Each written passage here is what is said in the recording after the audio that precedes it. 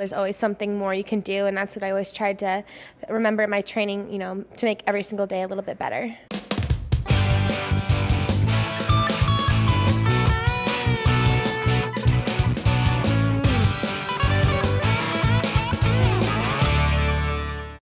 From a mental standpoint, what are some of the biggest challenges you've had to overcome to get to this point in your career?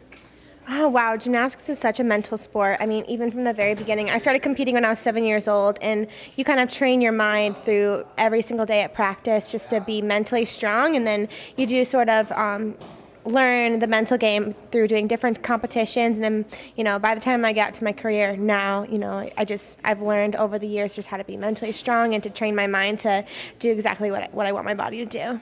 Did you ever have any mental slumps? There was a lot of times in the gym where I felt like I didn't want to go for a skill, but at that point, there's a lot of different techniques I use, like that I learned, such as mental visualization, and if I close my eyes and go through my routines in my head, that helps me a lot, and that helped me get over those slumps. So.